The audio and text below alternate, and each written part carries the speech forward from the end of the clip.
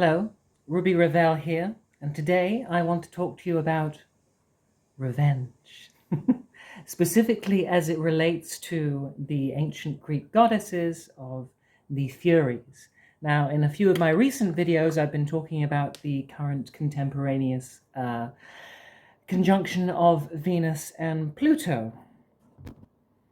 Now, while I am not a mundane astrologer who specializes in making global forecasts based on the astrological weather, I do enjoy making generalizations and also keeping an eye on the news to see events that are especially descriptive of given transits. And I spoke in my recent Venus-Pluto videos about how Pluto likes to bring things to the light that have been buried, which can no longer be contained in the darkness of ignorance and unknowing. And that means when we have Venus-Pluto conjunctions, usually some kind of corruption ends up being exposed. If we have any crimes, if we have any dark secrets that we really don't want people to know about, well, this is when they're going to. And I'm sure that many of you have been celebrating with deserving schadenfreude that Andrew Tate, that terrible misogynist, has been arrested for sex trafficking, among other perfidious violations. And that, to me, is a wonderful example of how Venus and Pluto craves a certain kind of justice that we associate with the Furies. Now, because Pluto is so closely ingrained with our deepest, darkest unconscious fears and prejudices and terrors and delusions and nightmares, and Venus is connected with women and femininity, naturally for some people with those Venus-Pluto connections, it can dovetail into a fear of womanhood, a fear of femininity, a willingness to turn everything that is female and feminine into something that is dark and terrible and devilish, which needs to be persecuted and contained and plummeted to the depths of hell. And this is what happens with Pluto. If we're not willing to face our own inner darkness, we find some outer darkness that we can blame for all of the ills of the world. And this is what happens with misogyny. You know, womanhood is reduced to being this terrifying dark mother goddess like Kali, which is always trying to eat us up and seduce us and castrate us and take away that masculine power that so many misogynists at heart are truly terrified of losing, of losing that agency and their ability to govern themselves. But this is where the hates and prejudices of Pluto get very interesting, because usually there is a strong obsessive quality to what's hated. If we dislike something, if we find something unpleasant to us in that Venusian way, then usually we just try and distance ourselves from it. We don't want to know anything about it. We don't want it to be in our lives. We just try and put up a barrier that separates that thing from us as much as possible. And if we do have to deal with it, then, usually we'll try and do it with tolerance and something of a snobbish sneer.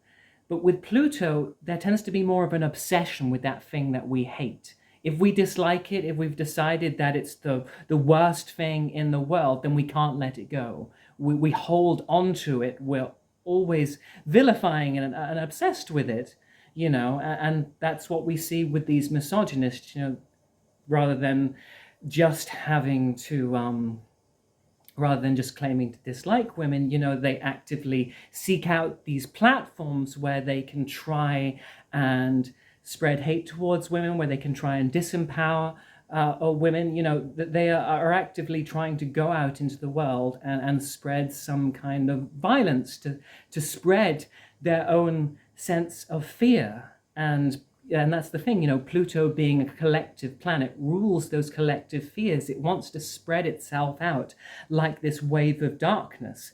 Because if we have this part in us that feels hateful, that feels insidious, that is full of loathing and terror in the world, if we can spread that to others, and people can reciprocate that hatred, and we can come together in a mutuality of negative vehemence, then those inner fears feel strengthened. They feel justified in some way. We feel that there is a righteousness to that hatred, which only further strengthens our desire not to have to look at ourselves. And so with some of these misogynists, and this isn't actually what I was planning to do the video about, but here it's all coming out, some of that misogyny comes from their upbringing and maybe some negative experiences they've had, but also a fear of their own inner feminine, a fear of their own dark goddess that lurks within, which they don't want to identify with or accept is actually a part of themselves,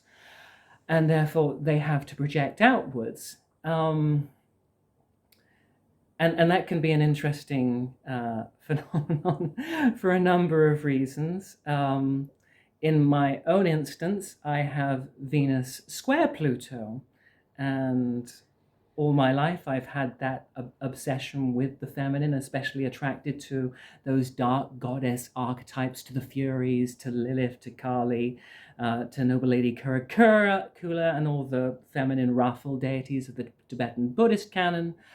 And look at me now, here I am, a transgender woman. So the underlying obsession behind these things is sometimes circumspect.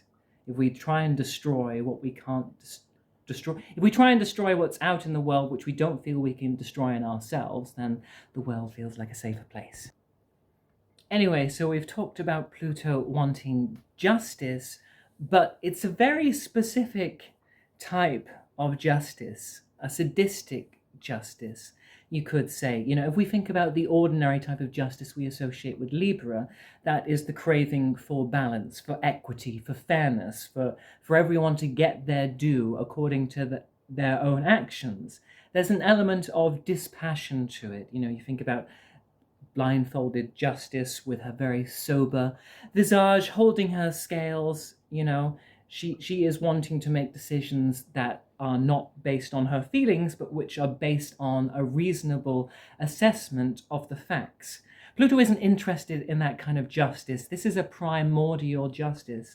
This is the justice that says, you have hurt me, and now I want you to feel that same kind of hurt. You have filled me with this fear and terror, and now I want that terror and fear to be returned to you. And there's an element of kind of instinctive necromancy behind this.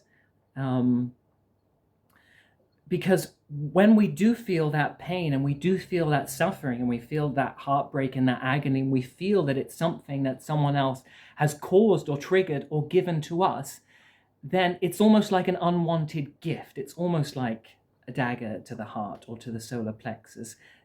We are having an experience that we did not seek out to have, and which someone else seems to have given us. And it's kind of like saying, you've given this to me, but nope, I want you to have it back. You've made me feel this, and you don't seem to realize how much that has hurt. And the only way I feel you can understand what I'm going through is if I make you feel what you have made me felt. It's that kind of justice. But I think this says a lot about the vulnerability that kind of sadism is actually disguising. Because lurking, very carefully protected under that desire to cause someone else, under that desire to have some kind of retribution and revenge, is the part of us that, beyond it all, is just craving understanding and empathy. Because when we do feel pain, especially that deep plutonic pain that seems to crawl into your very atoms themselves, we do feel very isolated from other people. People are naturally afraid of pain. People flee from pain as they do from a contagion. And so there is this kind of knee-jerk response with many people that when they see someone suffering, when they see someone going through some kind of misfortune or massive crisis or dark night of the soul, they say, I'm staying away from that. It's like this big, ugly discord, this big squelching abyss that's opened up in the ground. And they're saying, no, I'm gonna tiptoe around that. I am not going to fall into that. And that, that feeling of people avoiding you, or of being the recipient of that coldness at a time when you want so much warmth and support, it does make you feel like you are being misunderstood and not heard on a deep level. When someone is going through a deep mental health crisis, to people outside of them, it can just seem like they're being difficult, or they're making a fuss, or and being a nuisance, because they're not engaging with what's actually happening on an inner level, and therefore they can be very judgmental. And if Pluto feels it's being judged, if it feels that there isn't that empathy and compassion shown to it at this time when it's feeling so wounded, then, like a wounded animal backed into the corner, it says, okay, if me being reasonable, if me asking for help and support and compassion isn't going to merit the response I want, then I'm going to make you hurt too, so you can understand where I'm coming from. And the problem with this approach, just like the problem with necromancy and black magic, is that if you curse someone, that curse comes back to you, and revenge can easily just turn into this cycle that turns into some kind of ancient Nordic saga of revenge, where two families are just constantly feuding generation after generation after some crime long ago that no one really remembers the details of. They just know that they're still pissed off about it, And so actually finding a way to look below our fear, to look below the anger that generates as the desire for revenge and justice, and to look at what is actually hiding beneath that protective violence, can be very healing and therapeutic. So I feel like the Furies of ancient Greek mythology are good symbols for this aspect of Venus conjunct Pluto. Tisiphone, Alecto, and Megara, they were a three-part underworldly goddesses, and their job was to revenge the breaking of oaths. So if someone had sworn to do something, if they had sworn fealty, loyalty, undying love, whatever it was, if someone had sworn to do something which they had later reneged on, it was the duty of the Furies to exact revenge, to see that that person got their punishment due.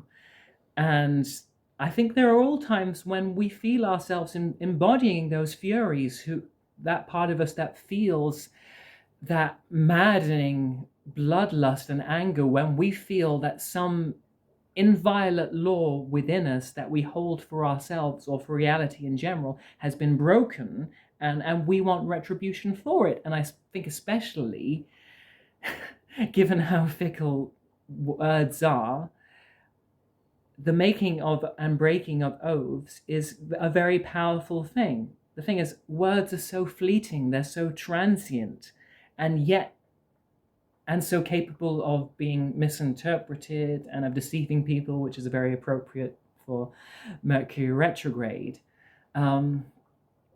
And yet we want to invest so much power and substance in them, because words are magical, because the written word has the capacity to last for thousands of years if it's preserved in the right fashion, and therefore has this sense of conveying an unshakable, immutable message. And likewise, when someone tells us something like they will love us forever, that they will be to us for our dying day, and then they are not, those words stick in the memory. They stick in the memory as this investment to break time, to be immortal, to be unwavering. And when it's proven to be wavering, when it's proven to be just as transient as everything else in life, it hurts, and we feel we want we want our just due for having been misled, for things not having turned out as we wanted them to.